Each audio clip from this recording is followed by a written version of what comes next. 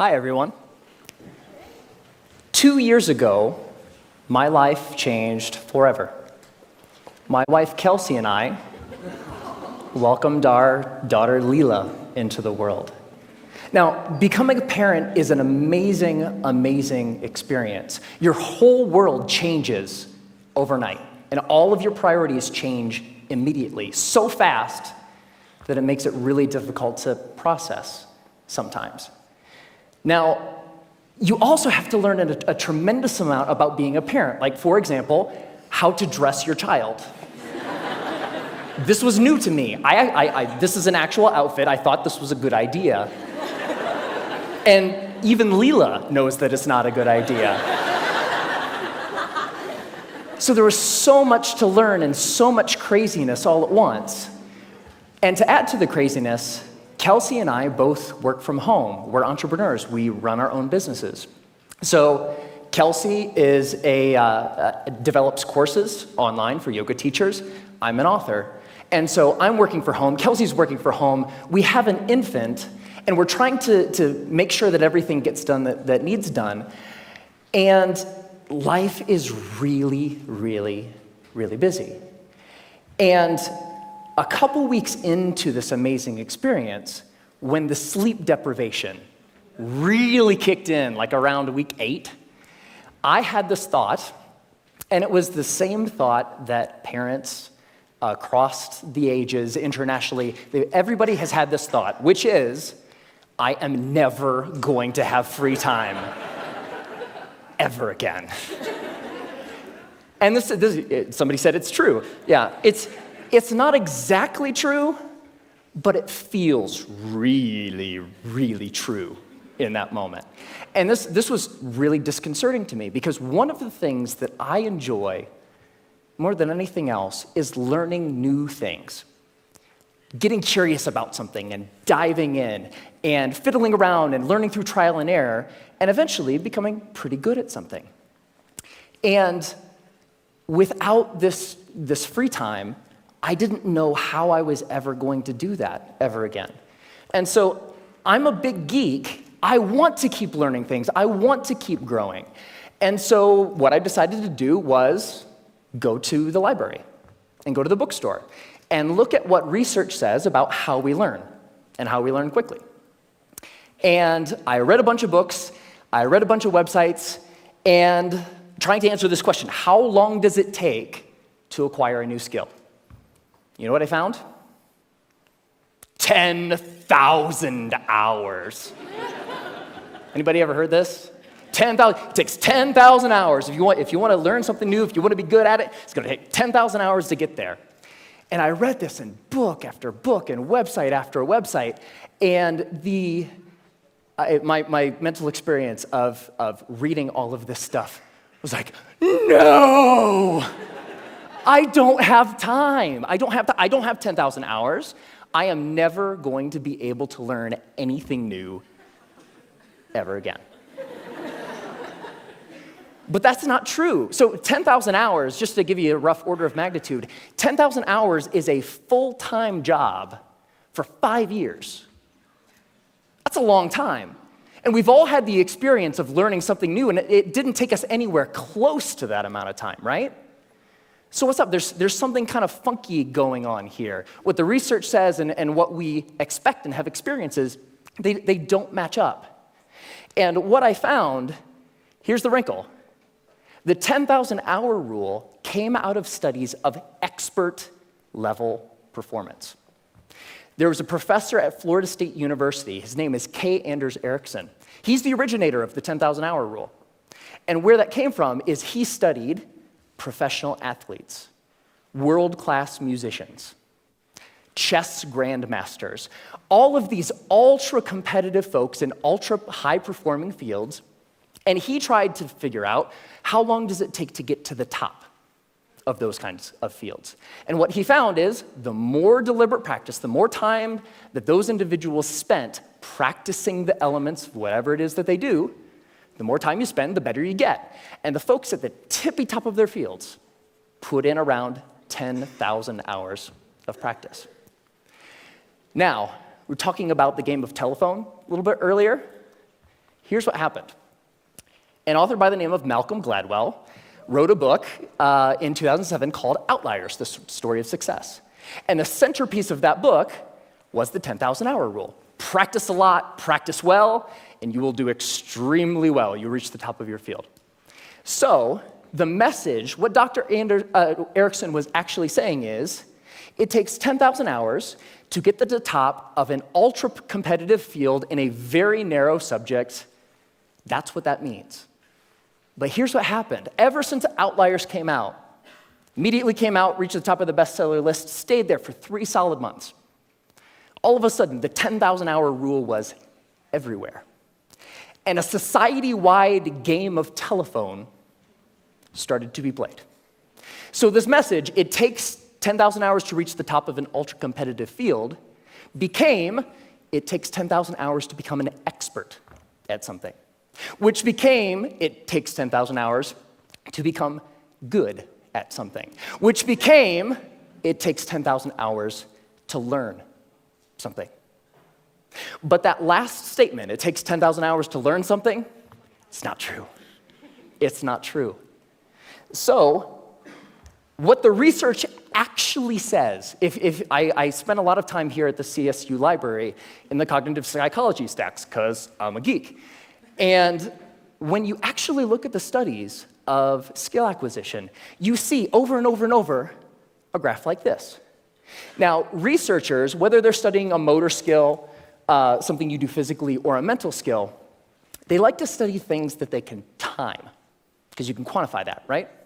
So they'll give research participants a little task, something that requires physical arrangement or something that requires learning a little mental trick, and they'll time how long a participant takes to complete the skill. And here's what this graph says. When you start, so when researchers gave participants a task, it took them a really long time because it was new and they were horrible. With a little bit of practice, they get better and better and better, and that early part of practice is really, really efficient. People get good at things with just a little bit of practice. Now, what's interesting to note is that if, we don't really, for skills that we want to learn for ourselves, we don't care so much about time, right? We just care about how good we are, whatever good happens to mean. So if we relabel performance time to how good you are, the graph flips, and you get this famous and widely known, this is the learning curve. And the story of the learning curve is when you start, you're grossly incompetent and you know it, right? With a little bit of practice, you get really good really quick. So that early level of improvement is really fast. And then at a certain point, you reach a plateau, and the subsequent gains become much harder to get. They take more time to get. Now, my question is, I want that, right? How long does it take from starting something and being grossly incompetent and knowing it to being reasonably good in, hopefully, as short a period of time as possible? So, how long does that take? Here's what my research says. 20 hours. That's it. You can go from knowing nothing about any skill that you can think of. Want to learn a language? Want to learn how to draw? Want to learn how to juggle flaming chainsaws? If you put 20 hours of focused, deliberate practice into that thing, you will be astounded at how good you are. 20 hours is doable. That's about 45 minutes a day for about a month, even skipping a couple days here and there. 20 hours isn't that hard to accumulate. Now, there's a method to doing this, because it's not like you can just start fiddling around for about 20 hours and expect these massive improvements. There's a way to practice intelligently. There's a way to practice efficiently that will make sure that you invest those 20 hours in the most effective way that you possibly can. And here's the method. It applies to anything. The first is to deconstruct the skill. Decide exactly what you want to be able to do when you're done, and then look into the skill and break it down into smaller and smaller pieces. Most of the things that we think of as skills are actually big bundles of skills that require all sorts of different things. The more you can break apart the skill, the more you're able to decide what are the parts of this skill that will actually help me get to what I want, and then you can practice those first. And if you practice the most important things first, you'll be able to improve your performance in the least amount of time possible. The second is learn enough to self-correct. So get 3 to 5 resources about what it is you're trying to learn. Could be books, could be DVDs, could be courses, could be anything. But don't use those as a way to procrastinate on practice. I know I do this, right? Get like 20 books about the topic. It's like, I'm gonna start learning how to program a computer when I complete these 20 books. No, that's procrastination. What you want to do is learn just enough that you can actually practice and self-correct or self-edit as you practice. So the learning becomes a way of getting better at noticing when you're making a mistake and then doing something a little different. The third is to remove barriers to practice. Distractions, television, internet, all of these things that get in the way of you actually sitting down and doing the work. And the more you're able to use just a little bit of willpower to remove the distractions that are keeping you from practicing, the more likely you are to actually sit down and practice, right? And the fourth is to practice for at least 20 hours. Now, most skills have what I call a frustration barrier. You know, the grossly incompetent knowing it part. That's really, really frustrating. We don't like to feel stupid. And feeling stupid is a barrier to us actually sitting down and doing the work. So by pre-committing to practicing whatever it is that you want to do for at least 20 hours, you will be able to overcome that initial frustration barrier and stick with the practice long enough to actually reap the rewards. All right? That's it. It's not rocket science. 4 very simple steps that you can use to learn anything. Now, this is easy to talk about in theory, but it's more fun to talk about in practice. So one of the things that I've wanted to learn how to do for a long time is play the ukulele. Has anybody seen Jake Shimabukuro's TED Talk where he plays the ukulele and makes it sound like he's like an ukulele god? It's amazing. It's like, I saw that, it's like, that is so cool. It's such a neat instrument. I would really like to learn how to play. And so I decided that to test this theory, I wanted to put 20 hours into practicing the ukulele and see where we got. And so the first thing about playing the ukulele is in order to practice, you have to have one, right? So I got an ukulele, and my lovely assistant, thank you, sir. I think I need the cord here. It's not just an ukulele, it's an electric ukulele. Yeah. So the first couple hours are just like the first couple hours of anything. You have to get the tools that you're using to practice. You have to make sure that they're available. My ukulele didn't come with strings attached. I had to figure out how to put those on. Like, that's kind of important, right? And learning how to tune and learning how to make sure that all of the things that need to be done in order to start practicing get done, right?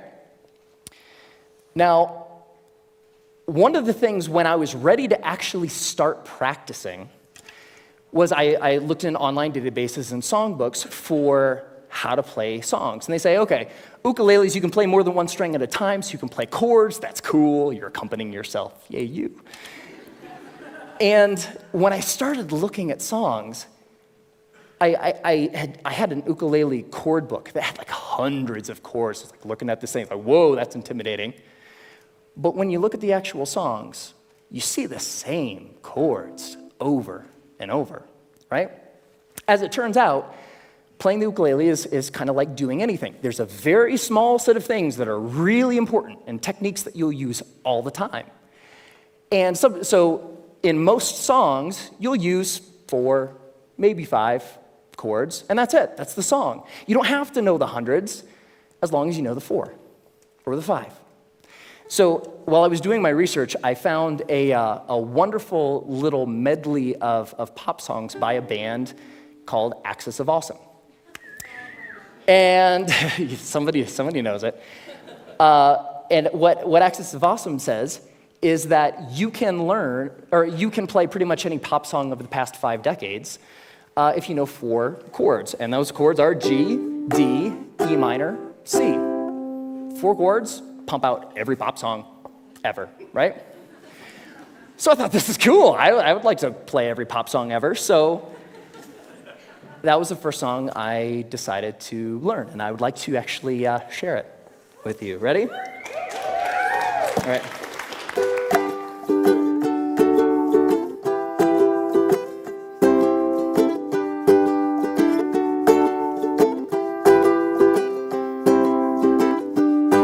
Just a small town girl living in a lonely world.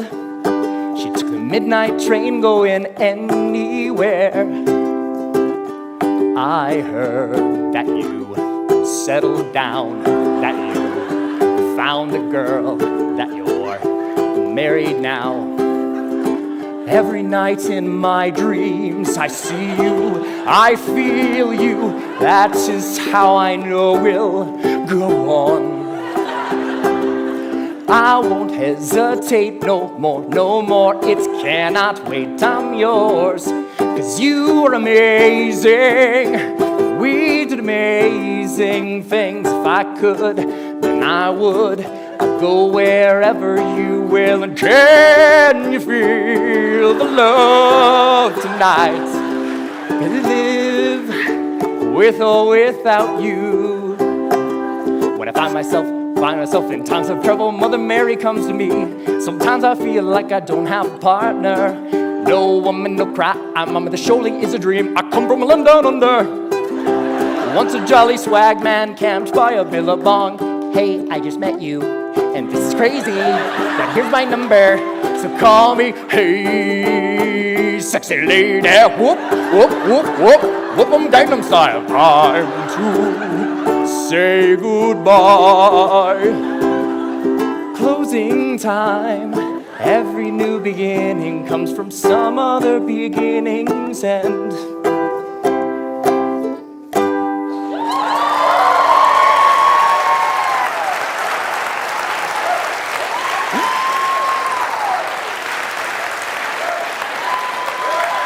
Thank you. Thank you. I love that song.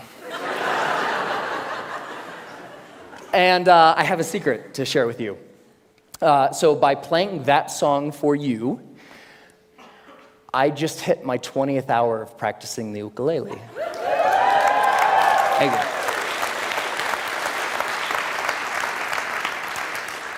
And so it's amazing, pretty much anything that you can think of. What do you want to do? The major barrier to learning something new is not intellectual. It's not the process of you learning a bunch of little tips or tricks or things. The major barrier is emotional. We're scared. Feeling stupid doesn't feel good. In the beginning of learning anything new, you feel really stupid. So the major barrier is not intellectual, it's emotional. But put 20 hours into anything. Doesn't matter. What do you want to learn? Do you want to learn language? Do you want to learn how to cook? Do you want to learn how to draw? What turns you on? What lights you up? Go out and do that thing. It only takes 20 hours. Have fun.